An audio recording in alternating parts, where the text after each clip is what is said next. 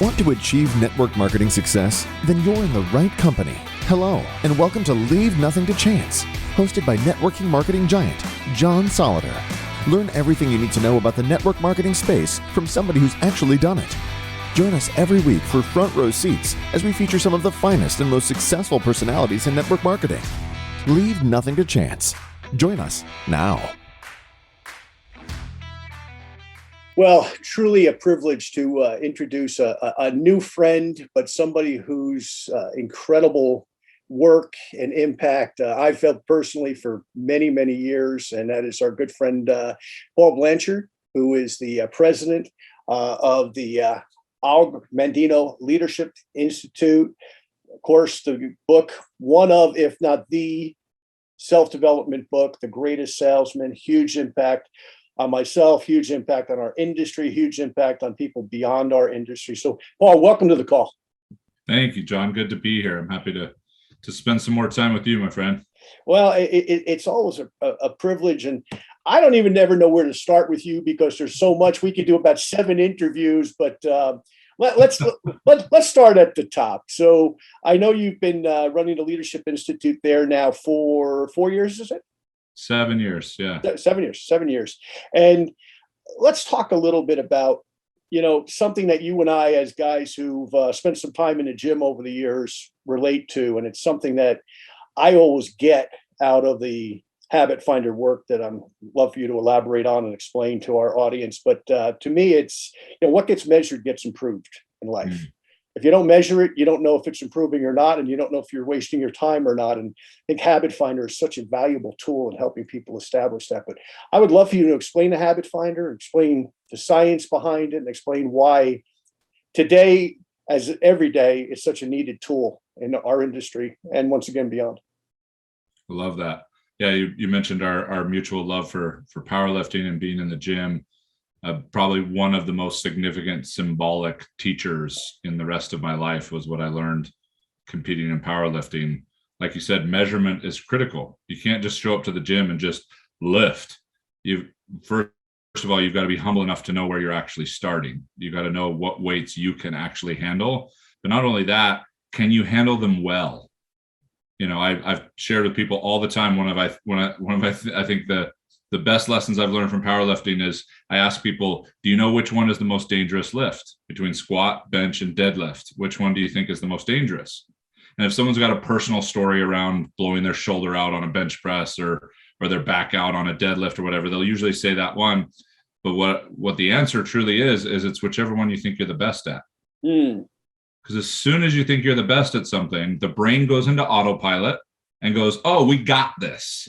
And it lowers how much energy, how much attention, how much consciousness goes into that because it just thinks, oh, we got this. But life is never a matter of got this. We're always experiencing something different, somewhere different with someone different. And so wanting to be able to understand the calibration of it all, because that's what we're constantly doing as lifters, is we're calibrating. We're learning more about the measurement, learning more about the lift, learning more about recovery. That's another huge thing that lifting taught me. If you're not good at recovery, you're not going to be good at getting stronger.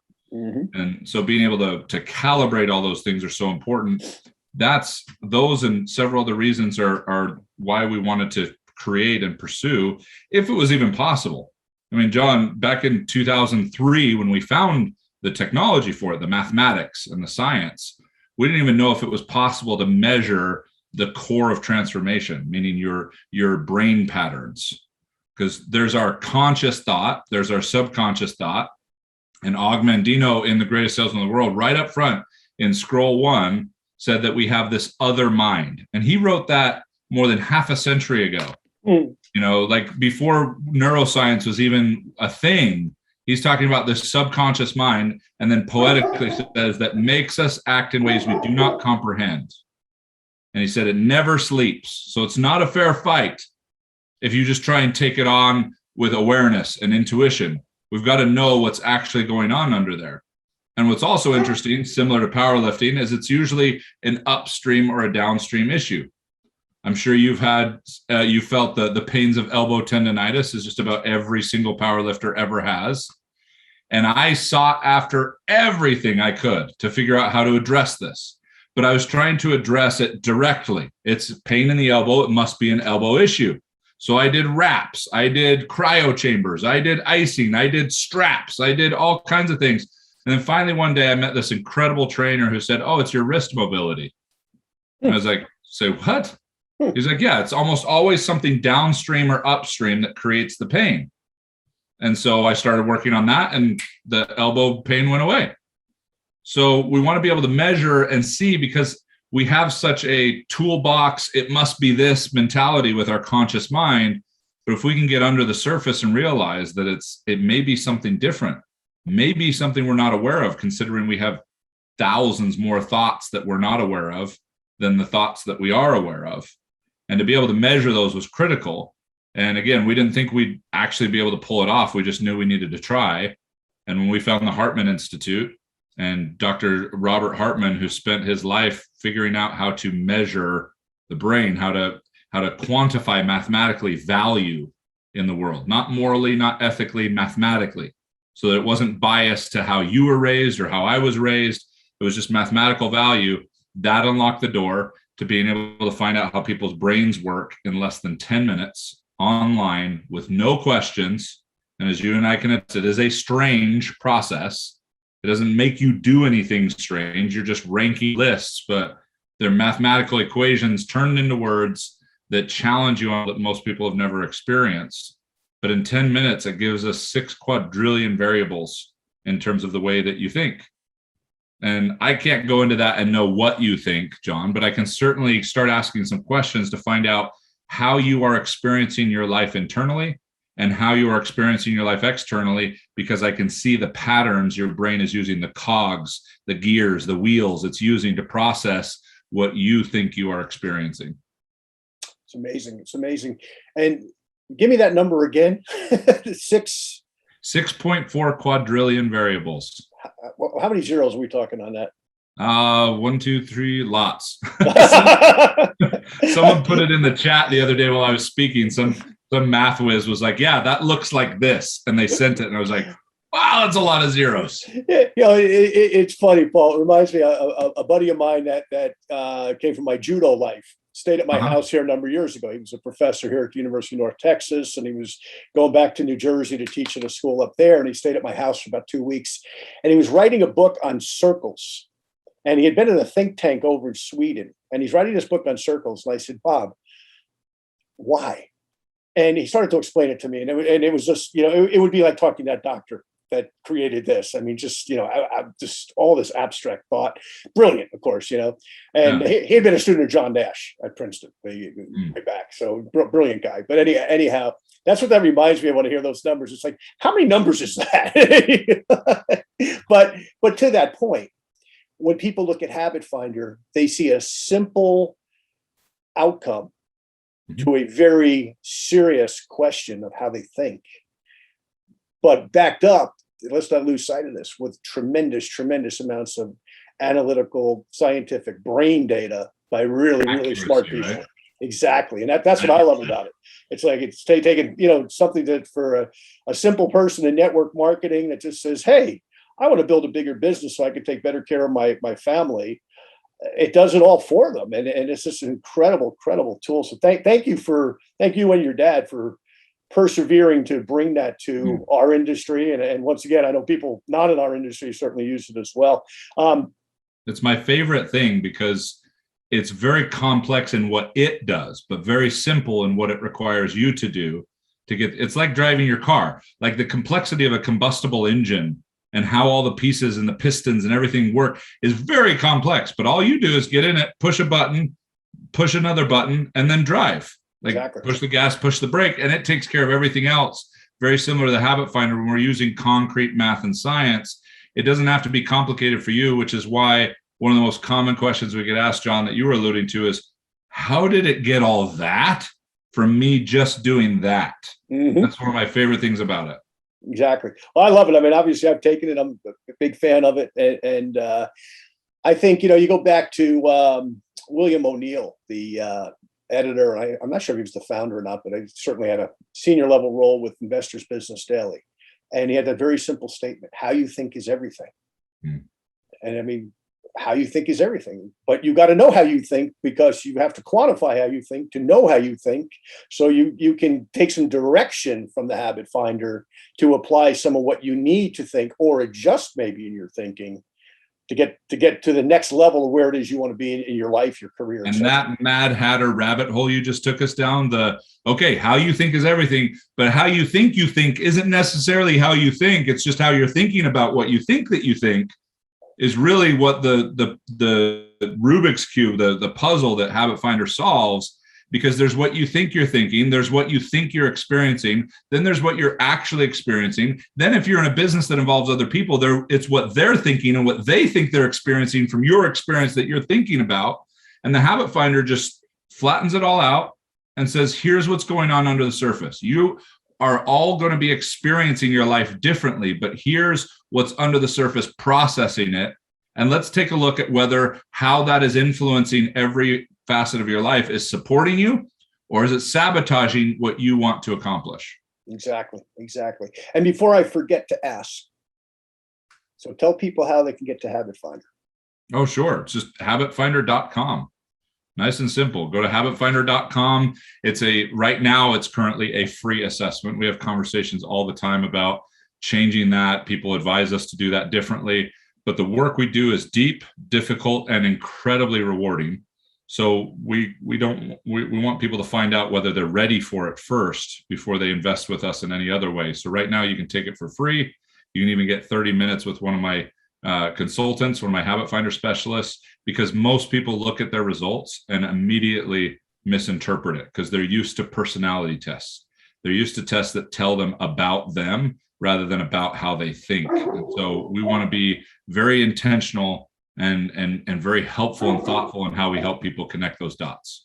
And I'll just say for everybody listening, I was surprised at my results when I did it. I was surprised. I said, wow, there's things that I thought that I don't necessarily think quite to the degree that I thought. And there's other things that I didn't feel as passionate about that I think I feel more passionate about. So folks, just take it. Just start there. Just take it. So let me ask you this, Paul. You know, The Greatest Salesman had such an impact. I read it the first time. It's got to be 30 years ago. And as I shared with you recently, another interview we were doing, I reread it last summer when our good mutual friend Dan McCormick said, hey, I want you on my show. And I said, I got to reread the book. And I read it 11 times. I'll never forget this, 11 times in 7 days, to the point where, you know, you read something in that book and it grabs you consciously, like, you know, like we are right now, obviously we're awake. And then all of a sudden you go to sleep and, you know, 2 o'clock in the morning, it's like, wait a minute, I got to go back and reread. I'm not sure exactly what he meant. I think I know what he meant, but let me go back and reread it contextually. And I always come back to, and I say this in my morning prayers, I don't mind sharing with people. I pray every morning and think other people should too, but that's their business, of course. But to me, I will persist until I succeed. Scroll 3. If I can't remember the rest of the scrolls, but I can remember that every day, and I do, and I say it in my prayers every day, I will persist until I succeed. That's game changing. That's life changing. That's inspirational. How did you guys get involved with the Mandino family and foundation, or become the foundation? You know, how did that all evolve? Great question. My dad lays this out in his book, Today, A Beginning in Life, which is the first words of the scrolls and an homage to Og when he picked up the mantle to carry his legacy, Og Mandino's, into the 21st century. But my dad lost everything in 1989, 1990, was in commercial real estate. The Tax Reform Act in 87 just caused a landslide of challenges for people in that space. And he decided to use something he had started to dabble in before more intentionally, and that was film, doing infomercials, doing small films, doing script writing. He did it all. Script wrote, directed, produced, edited, and it was actually the opportunity that led to writing a feature film script for one of Og's books that Betty just fell in love with the way my dad wrote, the way he honored the material. Because a lot of people have come and tried to produce movies, wanted to pitch movie ideas about some of Og's books, but they want to change it a little bit or make it more edgy or whatever. And Betty, to her everlasting credit, is like, you're not going to alter this work. If you want to represent it as it is, please do. And so she loved the script that my dad wrote. And then the film rights for The Greatest Salesman in the World, the pinnacle of his work, were being turned back. Like the foundation that owned them wasn't renewing them. They were originally owned by Michael Landon from Little House on the Prairie. And so she offered them to my dad. He was actually in line in New York City for The Lion King. And she called and said, "Hey, are you interested in the film rights to The Greatest Salesman in the World?" And is this a rhetorical question? Yes, of course. And he had the deal done before the show started, and called his attorneys, got everything wrote up, and then essentially came back and said, "What if we created a whole company out of this? Like something to." He's like, "I used to do coaching and consulting. I love it. This book changed my life. Let's build an Augmandino coaching company, to work with companies and entrepreneurs and individuals that have been so blessed by this material to carry it forward." And so we did. We created the Augmandino Group, which is still the name of our corporation today, the Aug Group. And that turned into the Augmandino Leadership Institute. And today, now it's simply Habit Finder, the official Augmandino company, just to keep it simple, because that's what we're focused on. That's what Aug was focused on, is your habits and how that gets dictated. And we've had several different iterations of the assessment as we've honed it and made it better and better and better. And we've added to our material as we've gone through, because of what the assessment has allowed us to discover. When you can actually work with hundreds of thousands of people, as we have, with a map of their brain, you can start to see what's taught out there that doesn't serve people that think this way, and what's taught out there that is phenomenal for people that think this way. It's not a matter of going out and reinventing the wheel of personal development and principles. The Coveys, the Napoleon Hills, the titans of the industry have done that very, very well. We want to unleash those principles. There's no shortage of ahas and conceptual nodding heads in personal development. There's a massive shortage of integration, actually integrating, actually making personal development personal again. And that's what we've really strived to do. Phenomenal. So let's talk a little bit about something that I heard you talk about live once, and I read your notes and listened to another podcast that someone had done with you about the 3 daily surrenders and life-changing stuff. So I'd love you to go through them. Got it. Thank you. These are, I try to keep things simple, because life is not easy. Painful, it's difficult, it's counterintuitive, it's hypocritical. It's, forwards is backwards, left is right, up is down. For those of you that have been paying attention, as soon as you think like the lift you're the best at in powerlifting, as soon as you think you got it, life likes to remind you that you don't got it. And so keeping simple things. And one of the things I found myself coming back to the most were these 3 things that were kind of small hinges for me that would swing a big gate. That if I would be diligent about focusing on these 3 surrenders, that it would make a big difference. So the first one is to surrender control. It's a great challenge. Over 90% of the people that take the Habit Finder have a measurement called analytical obsessive. And it means that their brain is constantly obsessively thinking about new and better ways to do things. But it also means their love language is usually some form of control or fixing or solving. And it's very difficult to surrender that, especially if you've come from an environment where you had the illusion of control, which is usually compliance, namely like corporate America. You have a lot of compliance-driven people. Gallup exposed that several years ago when they found out that 80% of the people in the workplace are just there for the benefits. They're not there because they love the company. They're not there because they love their job. Their primary motivator is because I have benefits. I have health insurance. I have, which is a vital, important thing, but not very inspiring in terms of passion and drive. And so control is a major challenge, because the great paradox is we don't have any. We don't have the control that we think we do. And I love the old saying that the highest form of control is realizing that you have no control, so that you can surrender control and adopt something that I think is far more powerful, and that's influence.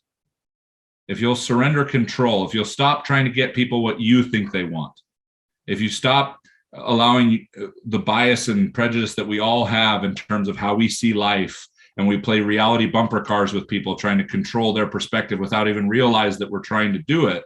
If we can surrender that, we can connect better, we can build trust faster, and we can influence, which influence has more of an inevitable impact, not an expected impact, has a totally different energy. The second one is to be able to surrender constant or constancy. So many people have challenges with procrastination. So many people have challenges with consistency, but it's often because they're pursuing a form of consistency that doesn't exist. And that is believing that being consistent is being constant. It's not. They're two different things. To be constant is like going to a symphony or an orchestra and having the wind instruments or the brass instruments take a big old breath and play the same note for as long as they can. That would be constant. But they're not there to be constant. They're there to play music, to be consistent in the rhythm, the staccato, the getting louder, getting quieter, the mood, the flow, all the things that come with the beauty that is music. It's very similar to the music of our lives. We want to find consistency, but we're not looking for a rigid constancy. And that's the number one cause of procrastination. That's the number one challenge people run into, of trying to do too much that results in them doing too little, because they're trying to be constant, which no human being is. No one is on 24/7, 365. In fact, we've measured and know that over 80%, on average, 80% of people's time and energy every day is thinking about what they need to get done, not actually getting it done. No wonder it's so exhausting when we do a couple of things and we did a whole bunch more in our head, that we end up finding very difficult ways to sustain what we're doing. So in surrendering constant, we can then finally find the rhythm of consistency, the rhythm similar to the music that we want to be playing in our lives. The third one gets talked about a lot, but not as understood as I think that it could be, and that is to surrender comparison. People hear about comparison and like, ooh, yeah, that's bad. Don't look at that person's highlights and compare them to your lowlights, that kind of a thing. Don't look at one chapter of their life and compare it to your whole book. And I think that's all well and good, but until we really understand what the brain is doing, we may not have the context to be able to seek it out and adjust it. What the brain does when it gets into comparison is two things. One is it magnifies the problem. We find something, a deficit. We find something we can't do, or something we can't stop doing, or some way that we look, or some way that we don't look, or where we went to school or didn't go to school, whatever it is, and we magnify it. Our brain makes it bigger and bigger and bigger and bigger until we are unconsciously convinced that that is the most critical thing in our life. That if we cannot solve that problem, if we cannot substitute something for that or fix that, we're screwed. And at the same time, your brain is scanning the landscape for someone who is exceptional in that very area to look at like a muse, like, oh, that's what I want to be, which is totally unfair. Now you've magnified it, made it feel way worse than it is. And now you're going to find someone who's amazing at it to feel even worse that you can't do it that way. Talk about insult to injury. So if we can start to diffuse this, we can start to understand that we will never get rid of comparison. It's never going to go away. No one is immune from comparison because it is hardwired into our brain, but it was actually hardwired into our brain as a tremendous benefit. And it's called reference. We want to be able to reference. Reference is beautiful. Reference is, oh, look, Billy Bob ran over there and fell off that cliff and died. I'm going to make sure that I don't go run over and fall off that cliff. Like, oh, they put their hand on the stove and it burned them really bad. I'm not going to do that. I don't want to get burned really bad. Wow, so-and-so used this Facebook post and got lots of attention. I'm going to try that. That's where reference is really good. Where it turns into comparison is when identity gets mixed up in it. When it's, oh, so-and-so posted on Facebook, but, oh, they're so much more popular than I am, or they're so much more eloquent than I am. They've been doing this longer than I have. I'm not worthy or whatever. And we may not use this language as obvious, but it's what it feels like on the inside. And we miss the opportunity to see the tactical reference. versus the comparative identity crisis that it can create.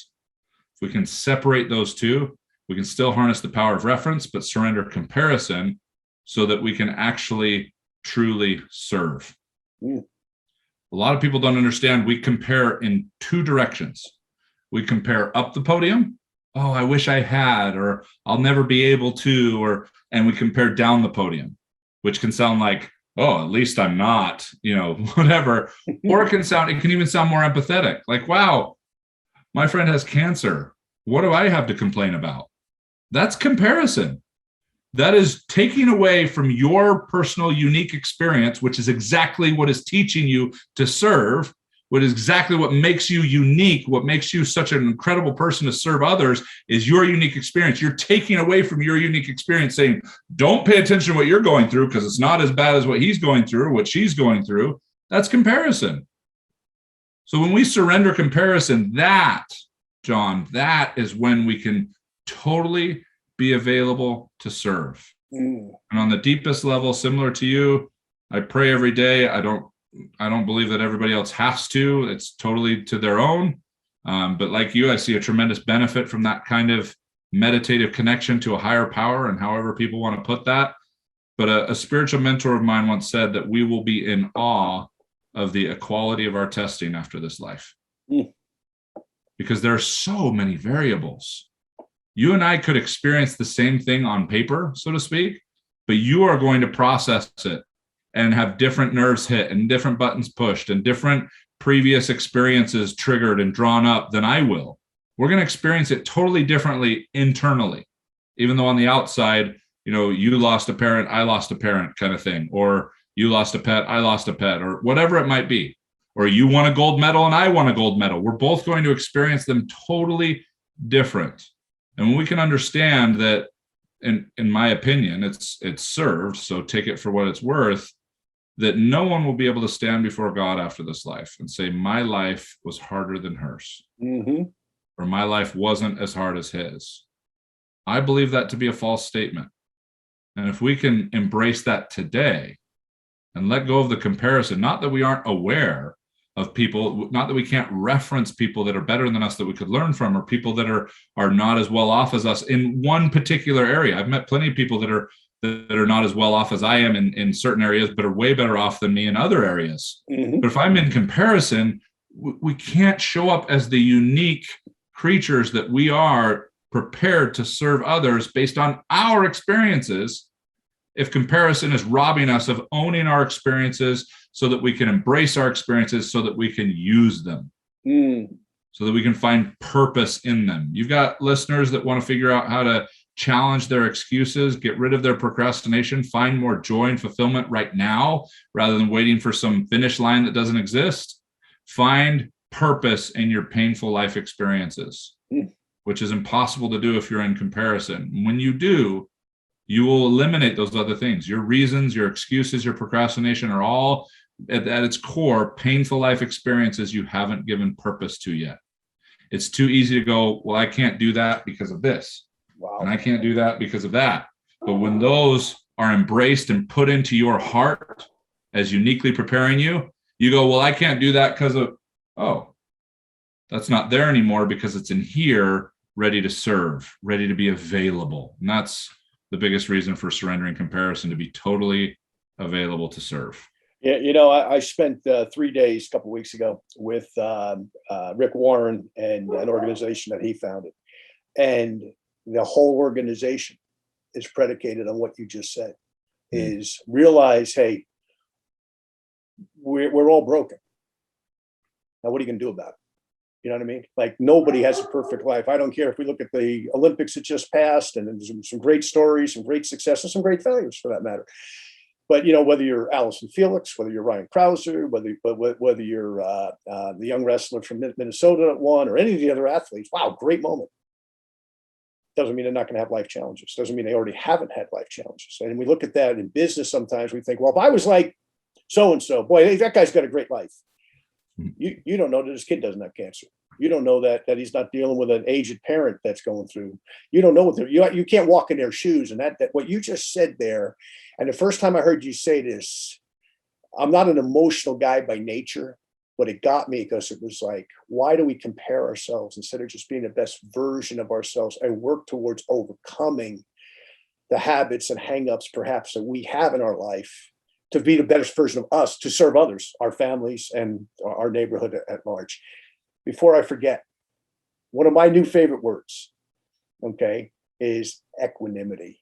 And you're the master of explaining it. Equanimity first shows up in scroll 9. I will act now when Og said that the lion of terror will turn to an ant of equanimity when we take action. That too many of us are trying to think our way out of a hole rather than do ourselves into solutions.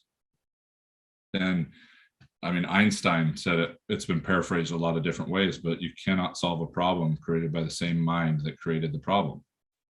You know, you've got to find different perspectives. You've got to change your mind, which is way harder than people realize. One of the things that the Habit Finder can help us do is we can see the patterns, and then we can come in and start to disrupt the ones that aren't serving you to be able to take that through. But equanimity is defined as peace of mind. Peace. Peace is one of the most intrinsically connected desires that we have in life. We want to feel peace, but it is intrinsic. And most of us are trying to pursue peace extrinsically, externally. I need to be here and I will find peace. I need to have this and I will find peace. I need to accomplish that and I will find peace. It doesn't work that way. Anything times zero is zero. If you're relying on something that cannot create peace to create peace for you, it's not going to happen. You've got to bring a sense of peace, a sense of joy, a sense of fulfillment to life, and then you can go use external things to get better at it. But it can't create it for you. And peace of mind is one of the most powerful things that we can embrace. It's difficult to trust, but to trust, wow, I'm okay. My bank account may not be okay. My relationships may not be okay. My health may not be okay. But I, the intrinsic I am, who I am, worthy, valuable, priceless, regardless of what I do or say, is okay. And that realization has got to be in place if we're going to take on the madness that is our lives and the people around us that we want to love and serve and get driven crazy by and everything else. If we can't start from equanimity or return to it, to go, I'm okay. I had this incredible story shared with me, John, recently, and I have permission to share this. One of my coaches that works with us, one of our Habit Finder coaches, was kayaking on a lake, and his 2 7-year-old twins, girls, were on a jet ski with his niece, and the jet ski stalled. And he's kayaking, he's on the other side of the lake, and they're trying to get it started. On a third time to try and get it started, it exploded.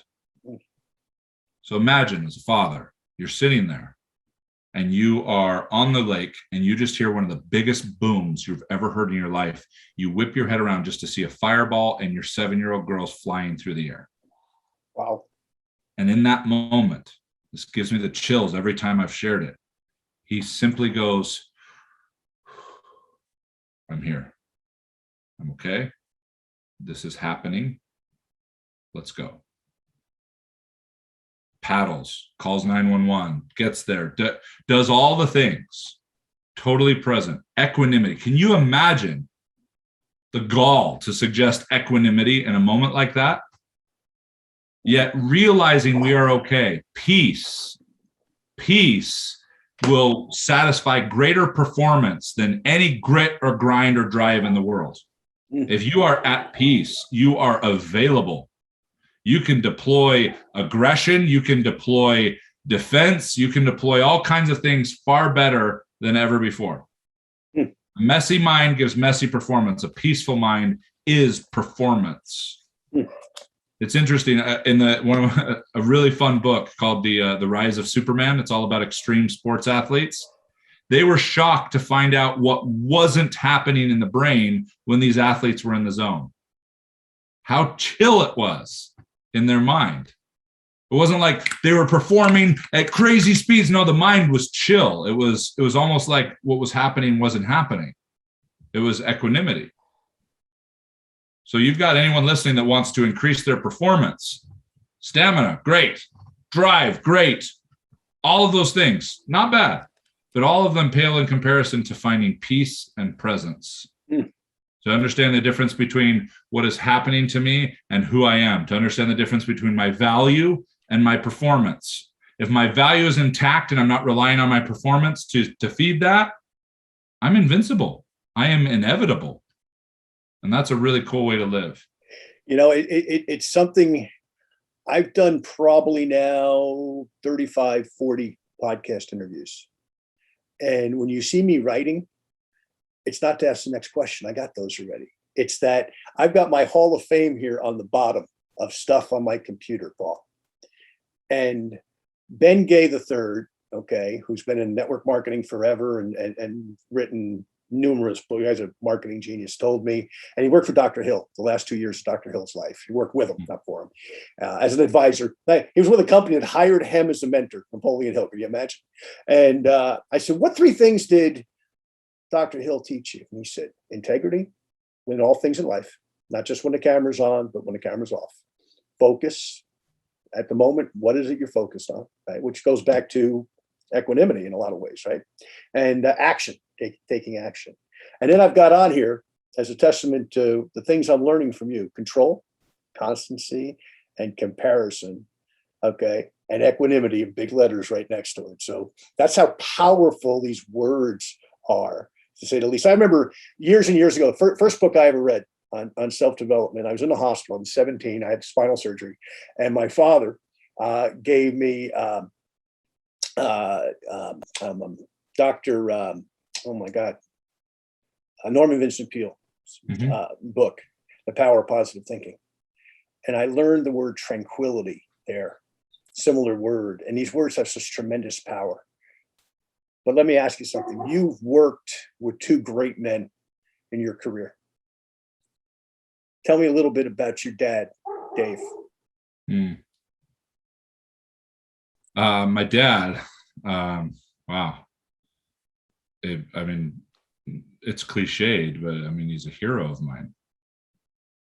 I have a father who has never worked for somebody else in his professional career, who wanted to go out and create, wanted to push limits, wanted to try different things, and has had this innate ability to be able to see into people's souls. It's just to be able to connect. I mean, if he were on here, he would tell you my mission in life is to heal torn bodies and torn minds. And I've watched him do that relentlessly.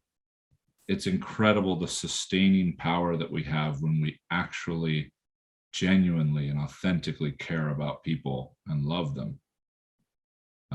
He certainly hasn't been perfect. I get asked, wow, what was it like to be Dave Blanchard's son? I was like, honestly, I was a really rebellious teenager, so it was super annoying.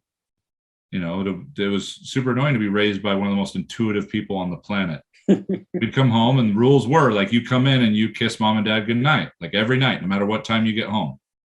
And man, you didn't even have to walk up. He could sense bad decisions. And it was just, hey, anything you need to talk about? And you're like, oh crap, he knows. But there was never any shame around it. There's never any guilt around it. Just a safe place to be able to share that, hey, I want what's best for you, but I also understand this is your life. He taught me delayed gratification. He said, you can have the little candy bar now, or you can keep working and get a bigger candy bar later. I'll never forget that. And then of course the famous, I'd rather have you hate me now and love me later than love me now and hate me later. Which I get, any of those could be used destructively the other direction, but my father has been through a lot of lifetimes in this life of pain, pleasure, opportunity, challenge, everything. But I would be doing you a massive disservice to just talk about how incredible he is without talking about the reason why. And that's my mom. My mom is, whoever was checking God's inventory for angels, like messed up and she slipped out and got to earth. Wow. Because she is as sweet and pure and fun. She's not a doormat. Like she's she's everything. And she's like that all the time. Her patience is unparalleled. She loves being a mom, but she also loves challenging herself in other things, loves taking care of the home, but loves to have professional aptitude. And just, she's unbelievable. And she was perfectly tailor built to be the support system, the love, and the healing that my dad needed to be able to serve the world the way that he has. You know, we started this company in 2000. We hired a bunch of consultants and experts to build the material for us. We were collaborating, people that knew Og and were so excited about having an Og Mandino company, and like, oh, I want to be in on that. I knew Og, and this is going to be amazing. 3 years in, we sold a whopping $56,000 worth of programs. And you just can't sustain a business like that. And so my father, being a very spiritual man, went to God and said, why isn't this working? And essentially was told, because I prepared you to write this stuff. I prepared you to do this. He said, why? He said, because you'll listen.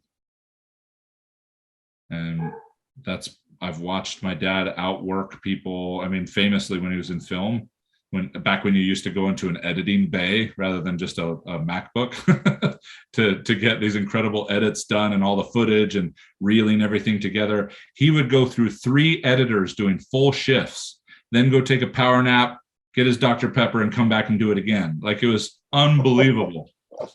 So, but he's always had a singular focus on the authenticity, the drive, the passion of it. And I got to see that. But again, the most important thing he taught me was how much he loved my mom. I never had to wonder who his priority was in his life, for his patience, his tenderness, his love, his appreciation, his gratitude. It was always for my mom. Wow. And so that, in the biggest regard, is one of the reasons he's my hero, and being able to work with him now for the last 7 years directly. I've worked for him before. I wasn't going to do that again. And that's not on him necessarily. That's just in terms of, you know, how we would butt heads. And so when he offered me an opportunity to work with him, and I literally said, we're going to have our attorneys clearly define what that means. It's been incredible. It's been absolutely amazing to get to work with someone who has impacted as many lives as quietly as my dad has. Wow. Every once in a while, they'll be like, oh, you're that Blanchard. No, not the 1 minute millionaire or whatever, you know, not that, not Ken. It's Dave, but my dad doesn't have any guru energy in him. He quietly and efficiently has served hundreds of thousands of people for the last 21 years, and still challenges himself every day like he's a brand new client himself. That's awesome. Wow. Well, he's raised a great son, needless to say. So let me ask you about the other great business influence in your life, Mr. Jack Welch, because you spent a number of years with him. And I mean, talk about the greatest of all time, right? The GOAT CEO to me is Mr. Welch. I mean, there's, you know, Iacocca was great. There's some other guys that certainly are great and are great. But when I think of a CEO, okay, from my limited knowledge of how many CEOs there are in the world, Jack Welch is always the guy I think of. And I think he probably, for people our age group and maybe a little bit younger, I think, you know, he's the guy we think of. But tell me some of the experiences working with Jack. So first of all, I went into it blind. I didn't know who Jack was. People look at me like, how on earth? Well, first of all, it wasn't my generation. Second of all, I was all into the entrepreneurial personal development world, and Jack was a corporate titan. And an amazing one at that. But I'm really glad that's how it worked out. I mean, I got a text message that said, hey, we're flying out to DC. You're on a short list of people that this was the VP of the university I was working with. Said, you're on a short list of people that are being considered to be the director of the newly acquired Jack Welch Management Institute. It's like, that's awesome, but I don't know who Jack is, but let's do it. Sounds super cool. I love management, leadership, all that stuff. And so I grabbed Winning, his New York Times bestseller, and read it on the airplane on my way over, and was like, oh, this guy's good. This guy knows what he's talking about. But I still didn't have a total grasp of like who Jack Welch was. But I'm kind of glad, because there's some interesting media about him out there. There's some people that, as with anyone who has created at least perceived power and influence, there's always people attacking, always people trying to tear apart. And he was as human as any of us. Just most of us don't have as public of a life as he does. But man, the amount of genuine caring that he has. Does he have some interesting ways of showing it sometimes? Yeah, he wants to win. But he also knows what winning does for you, what it does for your spouse, what it does for your family. It was always within the context of what's in it for the people that are relying on me to win. What's in it for them? And that was just amazing to watch someone that had a $750 million retirement package that included a private jet and box seats at the Red Sox games, But honestly, it paled in comparison to what he accomplished. I mean, that was a drop in the bucket for what he created at GE, going from $14 billion market cap to over $400 billion. Wow. This was before the day of like $1 billion companies popping up all the time. There weren't very many back then, a handful at the most. And I remember reading articles from his former C-suite executives and his VPs, which at one time over half of the CEOs of the 50 biggest companies in the world were pupils of Jack. They had worked with him and I hesitate to say under him, because one of the articles I read said Jack didn't manage 21 different companies and blah, blah, blah. He worked with 250,000 individuals. He knew who people were. He was famous for creating these workout sessions, which were notoriously heated conversations about what was best for the company. But he made sure that the janitor and someone working on the front line all the way up to the executive were all in the same room and all had a voice. If seniority or status, if that card was played, he would burn it. It's a matter of everybody has a thought, everybody has a voice. Not that we have to go with all of them, but everybody gets heard. And that was awesome. And as someone who worked with him and communicated with him daily, I felt heard. I felt like I mattered to Jack, which was awesome. Because, I mean, his company, his fund had acquired like Domino's and Hertz and all kinds of other companies that they were rebuilding and taking, through the stratosphere of his methodology and everything. And yet here's this, could have been seen as this pet project executive MBA he was working on, but it was going to be his legacy.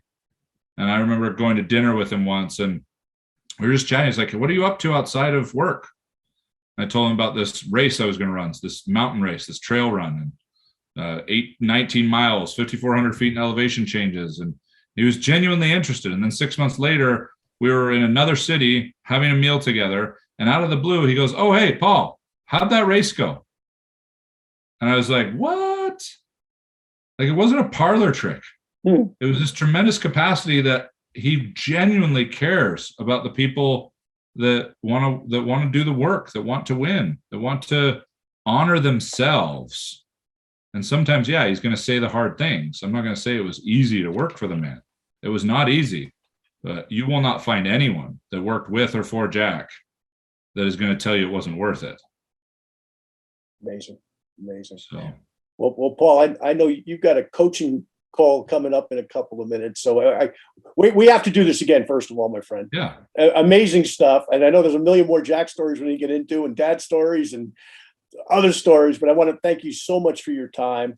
This is John Solleder, host of Leaving Nothing to Chance podcast, author of Leave Nothing to Chance, as well as Moving Up 2020. And Paul, I'm just going to give you the last word to sign us out. Well, I just appreciate the opportunity to be here. The attention and what we do is super important. I guess the only thing that comes to mind as we finish here is go back to your life with compassion, patience, and curiosity. Don't try and play on one side of the fence or the other. Calibrate through it all and do it with that compassion, that patience, and that curiosity to not try and be superhuman, but to be super human. Your humanity is what makes you great. And the less you try to fight it, the more you'll be able to create the life that you want. So thanks for your time today, John. Thank you, Paul. God bless. Thank you for listening to this week's episode of Leave Nothing to Chance. If you want to know more about what it takes to succeed in the network marketing space, join us again next week for another amazing episode. For additional resources and to connect with John Solleder, visit leavingnothingtochance.com. Don't forget to leave a review, and we'll see you next time.